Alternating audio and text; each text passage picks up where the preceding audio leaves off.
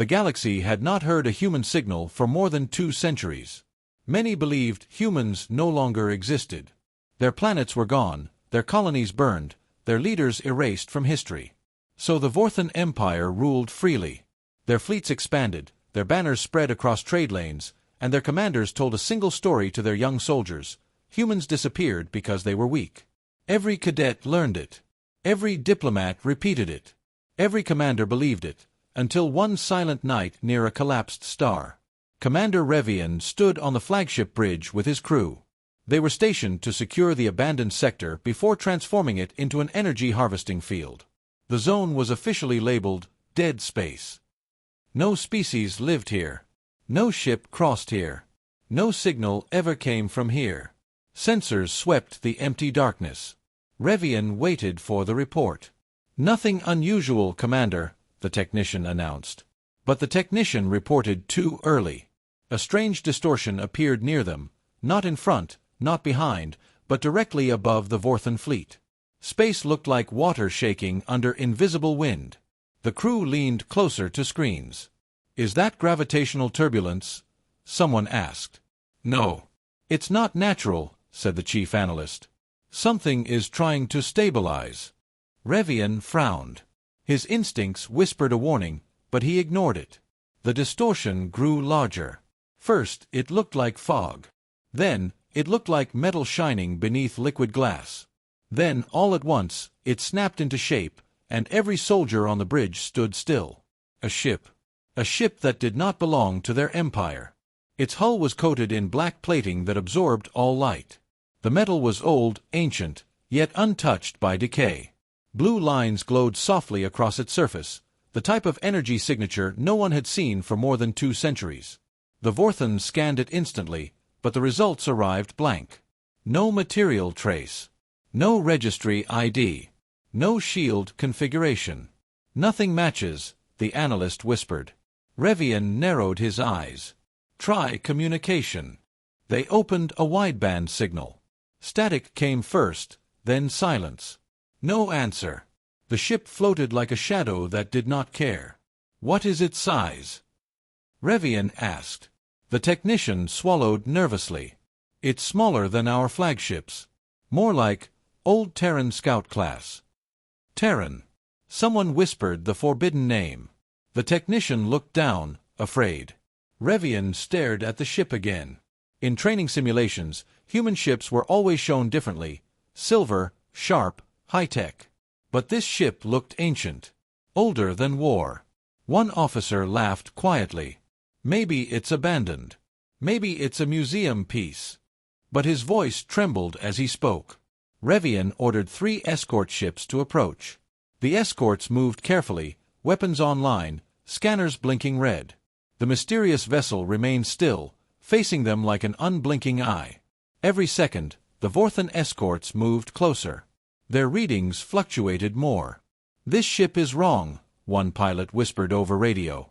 Then everything changed. The unknown ship released a pulse.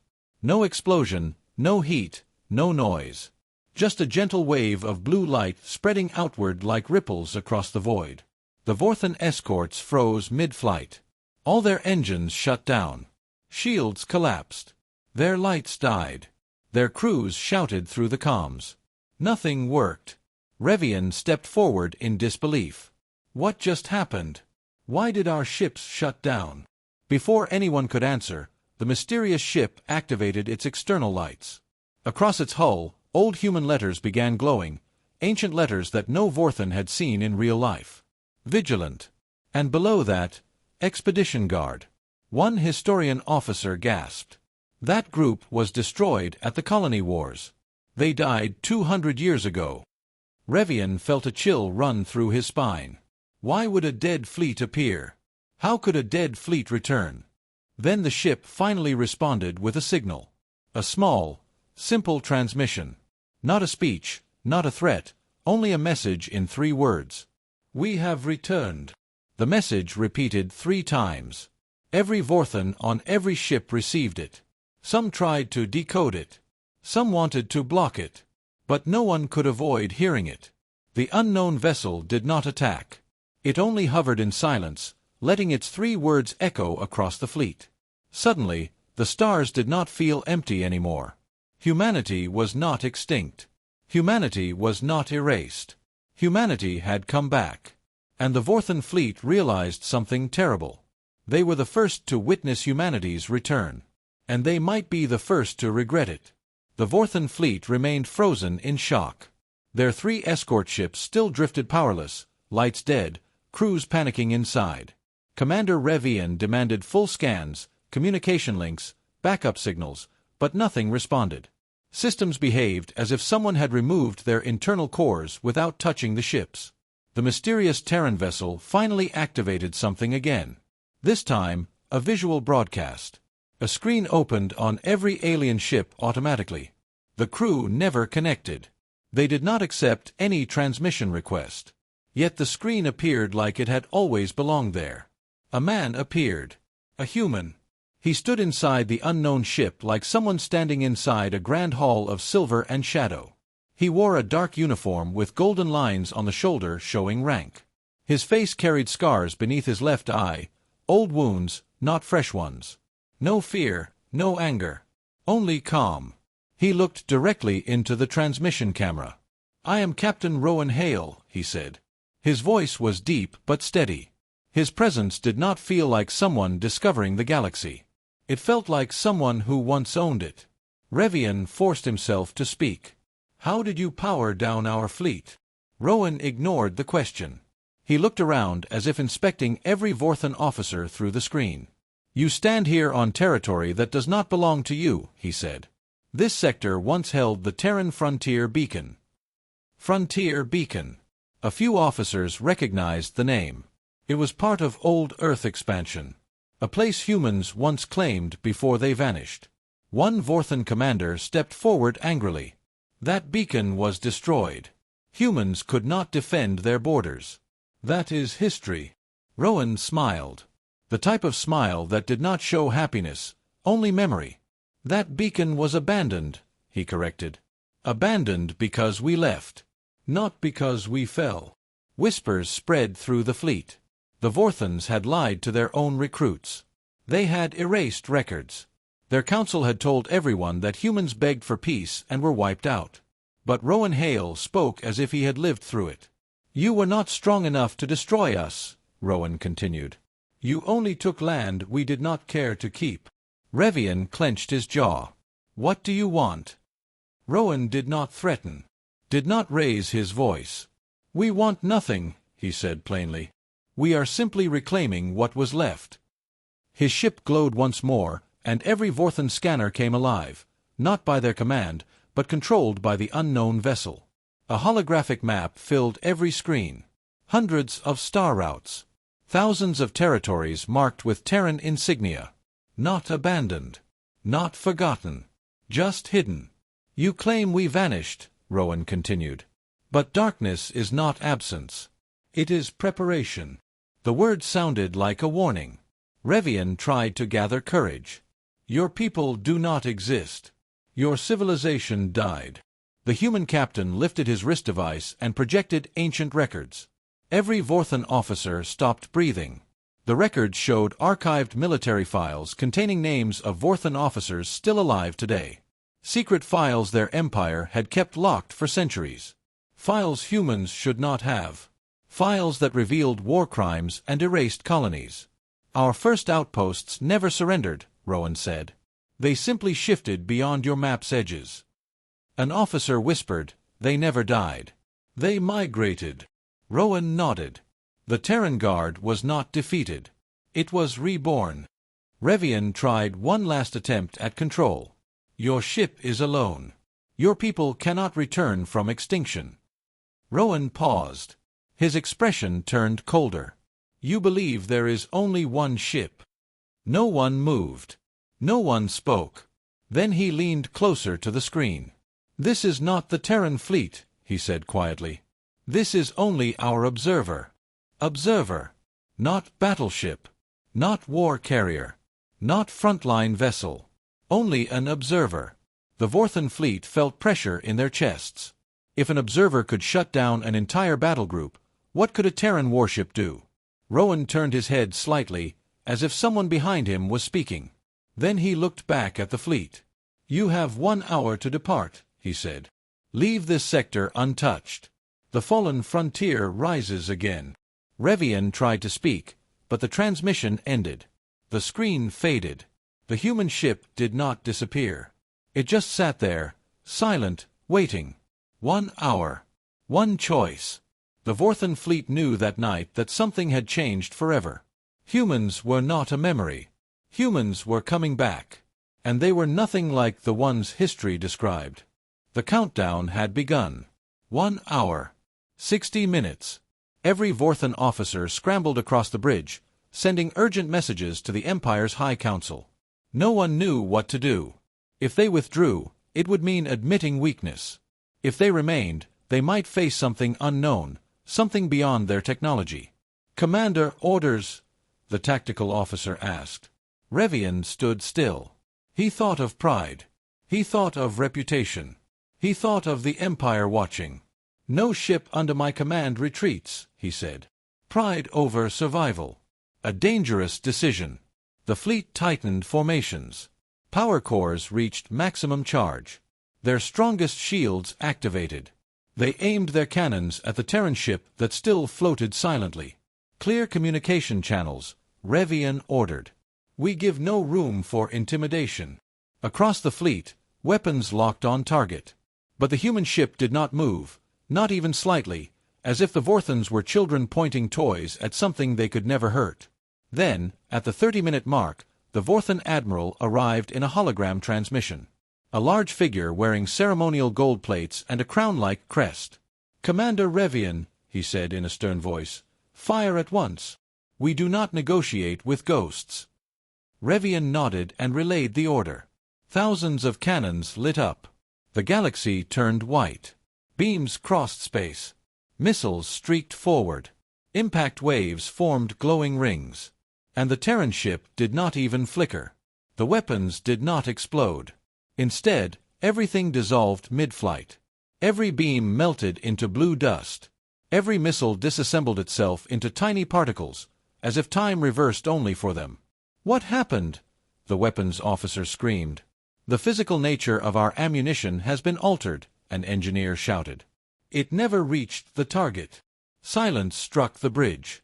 Then Rowan Hale's voice returned, not on screens, but directly in every ship's audio system, as if the air itself spoke. "You should not have fired." He did not sound angry. He sounded disappointed. Before anyone could respond, something changed in the stars. The Terran vessel opened a panel on its underside. Not a cannon. Not a missile port. It looked like a doorway to something that was not space at all. A swirling white ring formed, bending nearby starlight. Then came the pulse. A wave moved outward, not fast, not slow, just inevitable. It touched the first Vorthan ship. Lights died. Engines stopped. Shields collapsed like wet cloth. Then the next ship and the next and the next. The entire fleet lost power one by one. Nothing exploded. Nothing burned. Nothing broke. Everything simply stopped functioning. Crew members panicked. "We lost core stability. Backup coils offline. We cannot reboot navigation. We are drifting." Revian's voice cracked. "Why are we shutting down? Where is the energy going?" The answer arrived immediately, to the Terran ship. The stolen energy flowed into its hull like glowing threads, like veins carrying stolen life. The ship brightened, blue lines glowing stronger, as if feeding. Rowan Hale appeared again, projected into every ship. "You fire weapons you do not understand. You claim land you did not build. And you speak of strength without knowing consequence." Revian attempted to respond, but every communication system froze. "This is not destruction," Rowan continued. "This is remembrance." With a gesture, the Vorthan flagship screens displayed images, photographs preserved from the past. Human outposts burned. Human children evacuated through collapsing tunnels. Human settlers hunted. And the Vorthan emblem stamped on surrendered zones. Their empire had erased that history. But humanity had not. "You believe we vanished," Rowan said, Because you never learned to look beyond your maps. The transmission shut off. The Terran ship closed its energy gate. Then it released a second pulse, but this one restored power. Engines restarted. Lights reblued. Each ship could move again. Except none of their weapons worked. Their cannons remained offline. Their warheads remained locked. Their shields refused to reactivate. The Vorthons were alive, but harmless. Not destroyed. Just reset. A lesson. Rowan spoke once more. You violated the old frontier.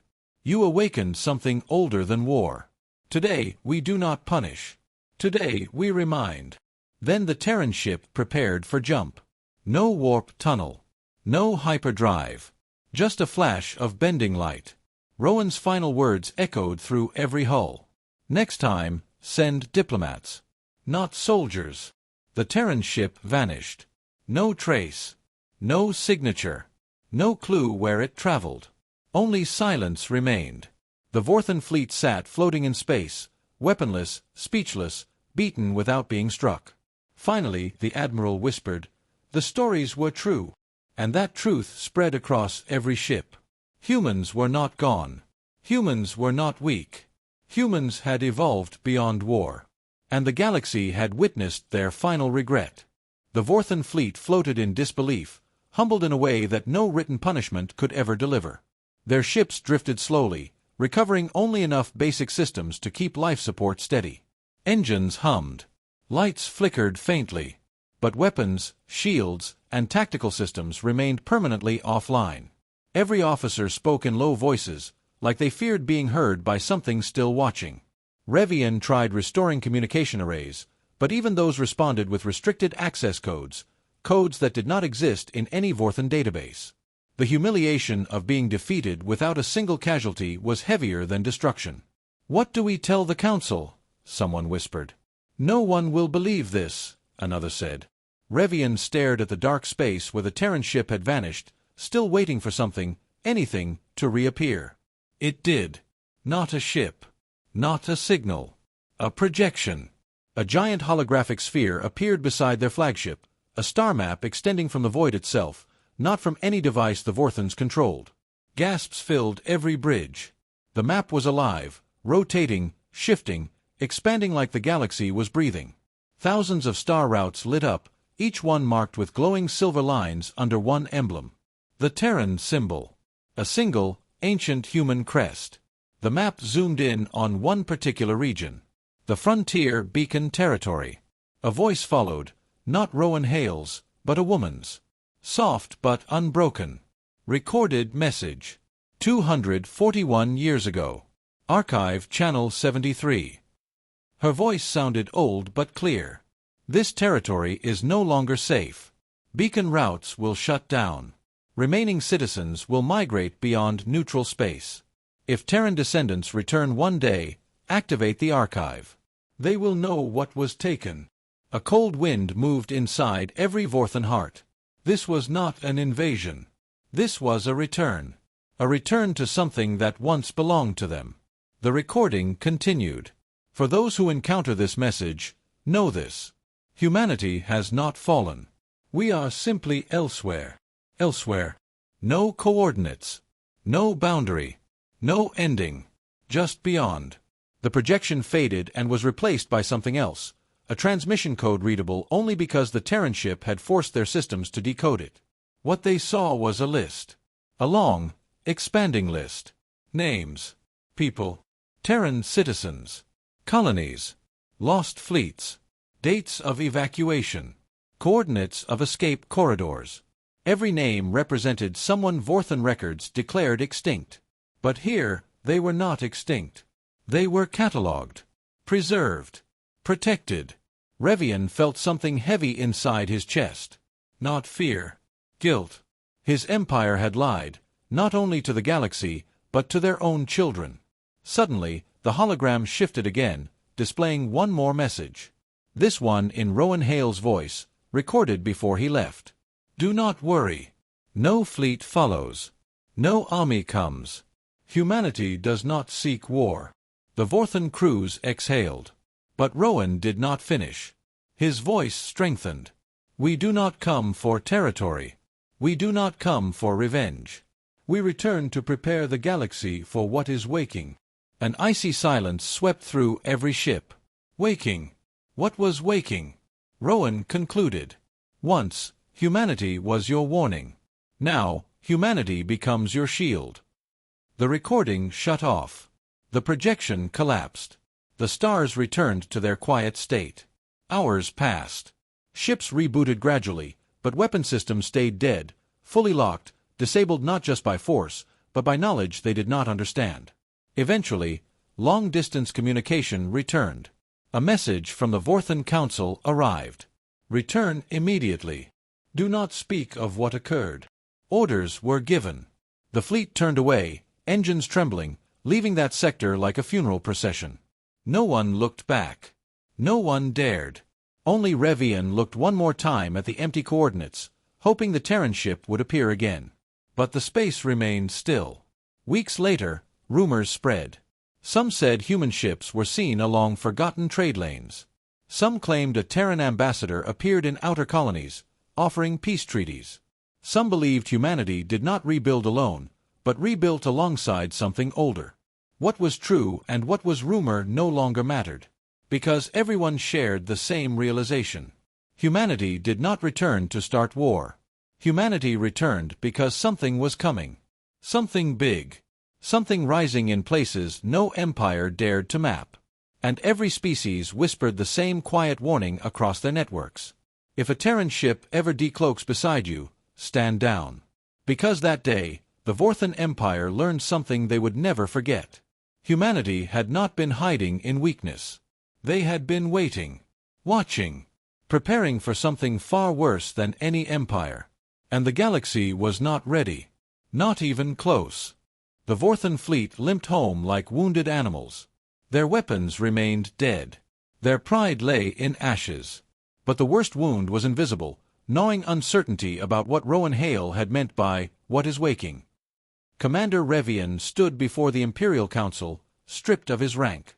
The councillors, draped in golden robes, listened in stony silence as he described the Terran ship. The pulse that disabled their fleet. The archive of war crimes. The warning. "You expect us to believe," said High Councillor Vex, "that a single human vessel rendered our entire battle group defenseless?" "I expect you to read the tactical logs," Revian replied. "They're in your system. You can't delete them." The humans made sure of that. Vex's mandibles tightened. The logs were indeed there, encrypted with codes no Vorthan cryptographer could crack. Every time a technician tried to erase them, they reappeared. The humans were not just sending a message. They were leaving a permanent record. "Then what do you recommend?" another counselor asked. Revian met his gaze. "Find out what's waking. Before it finds us."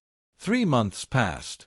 The Empire dispatched scout teams to the Outer Rim, searching for any sign of the something older Rowan had mentioned.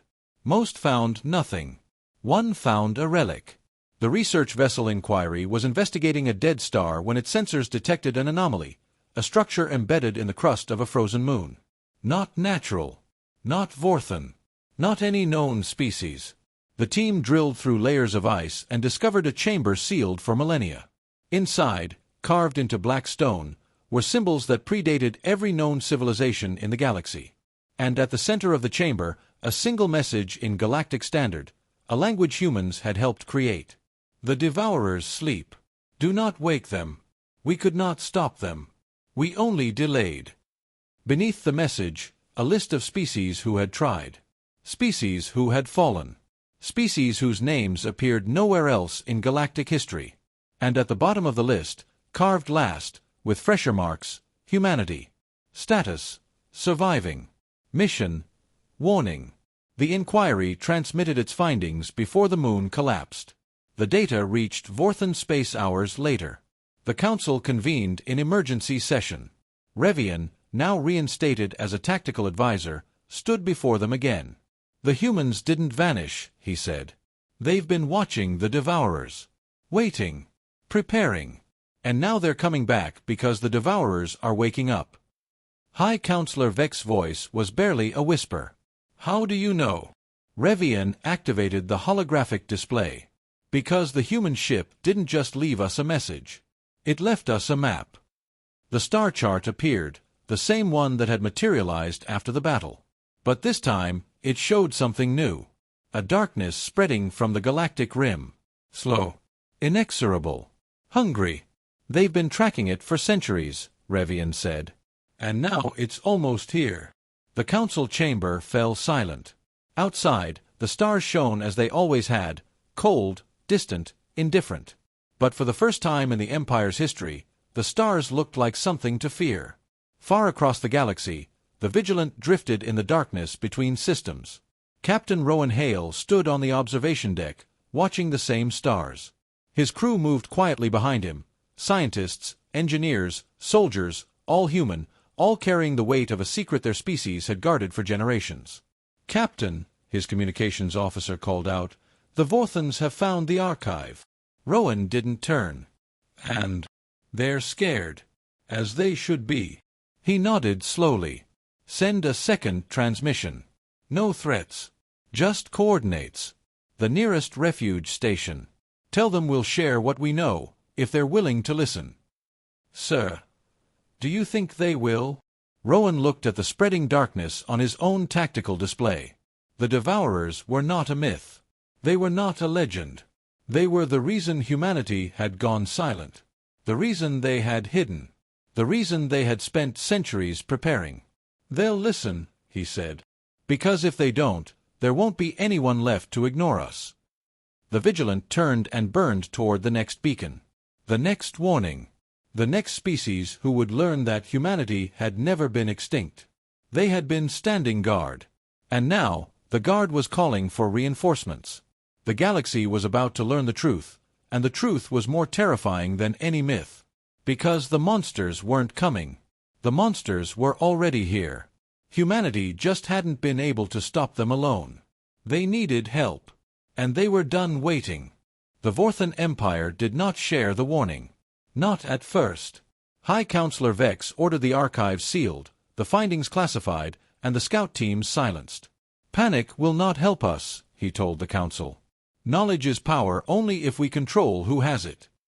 But the humans had anticipated this, too. Within a week, every major civilization in the galaxy received an anonymous transmission. Not a threat. Not a demand. Just a data packet containing the same star chart the Vorthons had seen, the darkness spreading from the rim, the list of fallen species, and a single line of text. "Ask the Vorthons what they found. They have proof. They are choosing to hide it." The political fallout was immediate. Envoys demanded answers. Allies threatened sanctions.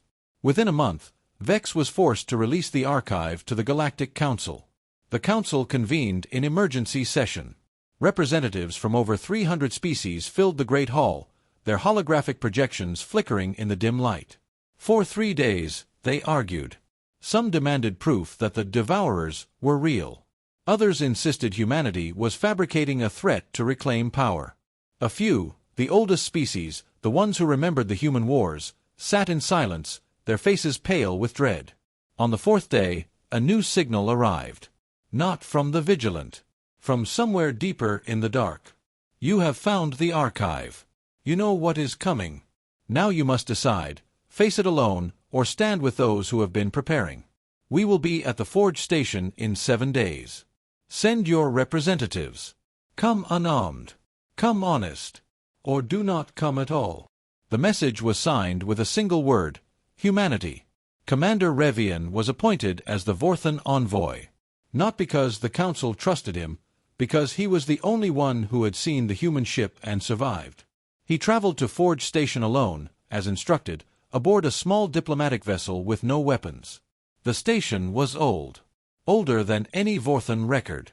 It orbited a dead star at the edge of known space, its hull black and featureless. When Revian docked, he was met not by soldiers, but by a single human woman in civilian clothes. "Your Commander Revian," she said. It wasn't a question. "Yes. I'm Dr. Ilara Voss. I lead the Xenobiological Division of the Terran Observation Corps." She gestured down the corridor. "Walk with me." The station's interior was unlike anything Revian had imagined. laboratories filled with specimens from 100 worlds, archives containing the complete histories of species the Vorthons had never heard of. And at the center, a massive chamber with a view screen that showed the spreading darkness in real time. "We've been monitoring the Devourers for over 200 years, Dr. Voss explained. They're not a species in the way you understand. They're a phenomenon. A consciousness that moves through space, consuming everything: matter, energy, even information. We don't know where they came from. We only know they can't be stopped. Only delayed." Revian stared at the darkness. "Then why are you here? Why warn us if you can't stop them?" Voss turned to face him. "Because we've learned how to slow them. And if enough species work together, we might slow them enough to evacuate the galaxy. To find a new home. To survive." "Survive," Revian repeated. "Not win. Winning isn't an option. Survival is." The other envoys arrived over the next 2 days. Representatives from 17 species, including several the Vorthons considered enemies. Old rivalries simmered, but the darkness on the screen silenced them. On the 7th day, Captain Rowan Hale addressed the assembly. "You're wondering why humanity hid," he said. "Why we let you believe we were extinct. The answer is simple. We were buying time. Every year you spent fighting among yourselves was a year the Devourers got closer. We couldn't stop your wars. We couldn't force you to listen. So we waited. We prepared. And now, we're asking you to trust us." He activated the star chart. The darkness had grown. "You have 6 months before the Devourers reach the outer colonies. 3 years before they reach your home worlds. We have evacuation plans. We have defensive protocols. We have ships standing by. But we can't do this alone." The hall was silent. Then Revian stood. "Tell us what to do." Rowan nodded. "First, go home. Tell your councils what you've seen. Then send your engineers, your scientists, your ships. We'll meet at the assembly point. Together, we build the largest evacuation fleet in galactic history." "And if some species refuse?" Rowan's expression hardened. "Then they'll be left behind. We can't save those who won't save themselves." The envoys departed the next morning, carrying the weight of the galaxy on their shoulders. Revian watched the Vigilant disappear into FTL one last time, wondering if he would ever see a human ship again under peaceful circumstances. Behind him, Dr. Voss stood at the viewscreen, watching the darkness creep closer. "How long?" she asked quietly. Rowan joined her. "Less than we thought. The Devourers are accelerating." "Then we'd better hurry." The station's lights dimmed as the power shifted to the engines. Forge Station was not just a meeting place, it was a ship. The largest ship humanity had ever built. And it was time to move. Somewhere in the void, the Devourers stirred. They had sensed the gathering. They were coming faster now. The galaxy's final race had begun. And humanity, after centuries of silence, was leading the charge. Not to victory. To survival. 6 months later, the largest fleet in galactic history assembled at the edge of known space. Over 3,000 ships from 19 species, humans, Vorthons, and 17 others who had chosen to listen. They carried refugees, supplies, and enough firepower to hold the line while the evacuation proceeded. Commander Revian stood on the bridge of the Vorthon flagship Indomitable, watching the darkness crawl across the tactical display. The Devourers had already consumed 14 outer colonies. Their advance was relentless. Their hunger was infinite. "Status report," he ordered. "Evacuation fleets are at 83% capacity," his tactical officer replied. "The outer rim worlds are empty. We're pulling the last transports now." "And the defensive line?" "Human ships are holding position at the choke point. They're asking for 12 more hours." Revian looked at the darkness. 12 hours. It might as well have been 12 seconds. "Tell them they have their time. We'll cover their retreat." Captain Rowan Hale stood on the bridge of the Vigilant, watching the same darkness. Behind him, Dr. Ilara Voss monitored the evacuation data. "The last transports are away," she said. 12 hours, just like you asked." Rowan nodded. "How long until the Devourers reach the choke point?" 10. He turned to his crew. All ships, prepare to engage. We're not stopping them. We're slowing them. Every minute we buy is another ship that gets to safety. The human fleet moved into formation, small, agile vessels designed not for victory, but for delay. They had done this before. They had been doing it for centuries, but never with so much at stake. The darkness reached the choke point. The battle began. The Devourers had no ships, no weapons, no physical form. They were a wave of entropy, a field that unraveled matter, energy, and spacetime itself. Conventional weapons did nothing. Shields were useless. The only defense was distance. But humanity had learned something over 2 centuries of watching. The Devourers could be slowed by redirecting their energy, by creating interference patterns in their field, by hitting them with pulses of focused data, information overload that confused their collective consciousness. It was not a war. It was a holding action. Human ships darted through the darkness, firing not projectiles but streams of encoded data. The Devourers faltered, slowed, but they kept coming. "We're losing ships," Voss reported. "The horizon just went dark. The Perseverance is falling back." "Hold the line," Rowan said. 10 more minutes. "Captain, the transports are still within range.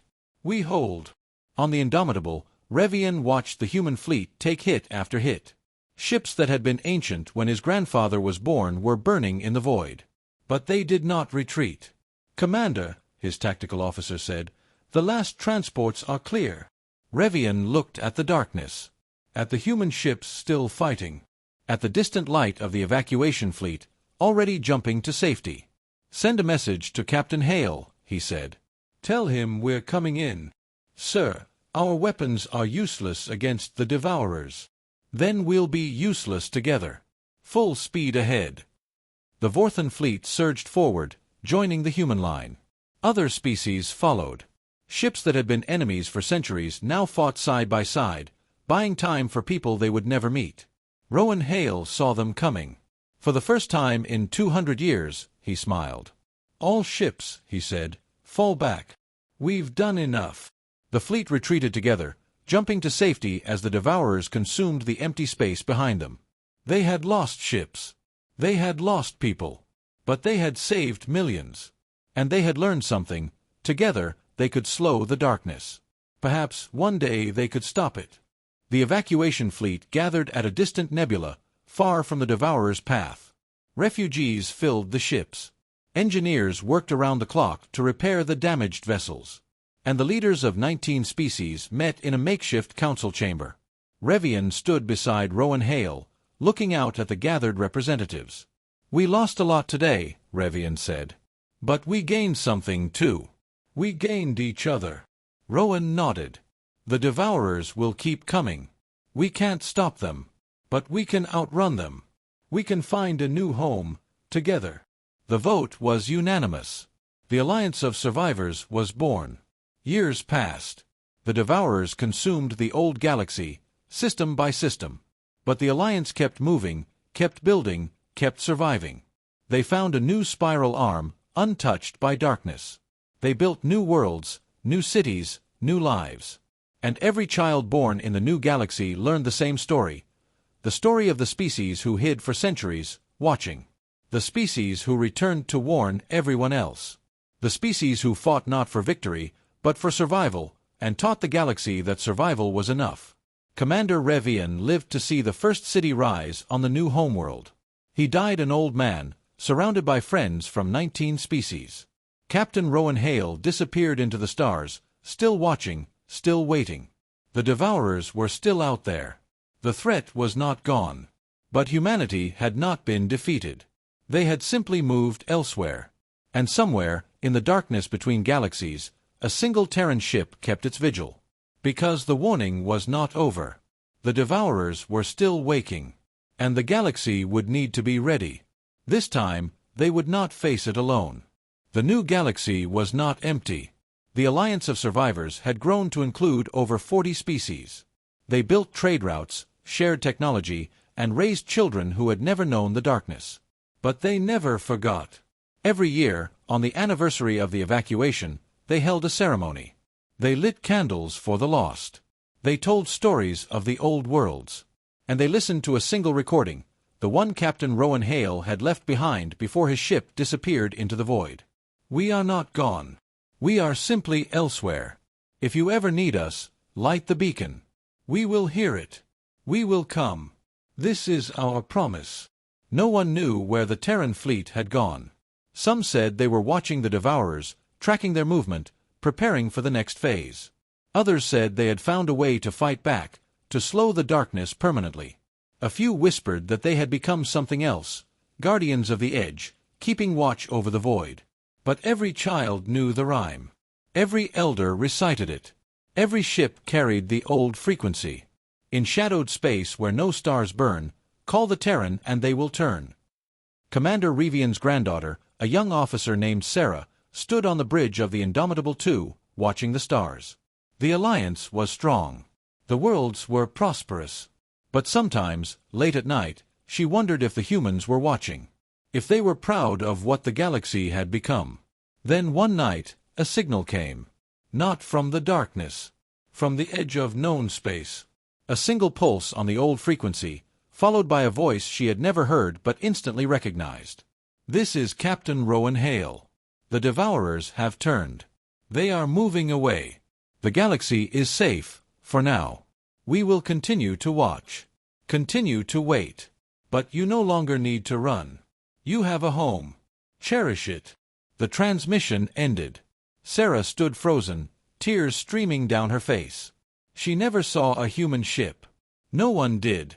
But the message spread across the Alliance, carried by every relay, every frequency, every whispering voice. The darkness had receded. The galaxy was safe. And somewhere, in the deep dark between stars, the Terran fleet kept its eternal vigil. Not because they were heroes. Because they had made a promise. And Terrans kept their promises. The stars turned. The children grew. The story continued. And every night, in every city, on every world, parents tucked their children into bed and whispered the same words. "Sleep well. The Terrans are watching." The lights dimmed. The galaxy rested. And somewhere in the void, a single ship glowed faintly, blue lines pulsing like a heartbeat. Waiting. Watching. Ready. The myth was real. The promise held. And the galaxy, after centuries of fear, was finally at peace. Not because the danger had passed. Because they knew, in the darkest hour, someone would answer. Humanity had not saved them. Humanity had taught them to save themselves. And that, more than any weapon, was the greatest gift of all. The stars watched. The stars always watched. But now, they watched over a galaxy that was no longer afraid. Because the Terrans were out there. And as long as one human drew breath, the galaxy would never be alone. The end was not an ending. It was a beginning. And somewhere, in the warmth of a new sun, a child asked her mother, "Are the Terrans real?" The mother smiled and touched her daughter's cheek. "They're as real as hope," she said. "And just as eternal." Outside, the stars shone. And in the darkness between them, a single blue light pulsed once, then faded into the night. Waiting. Always waiting. For the next call. The next promise. The next chance to remind the galaxy that they were not alone. And never would be.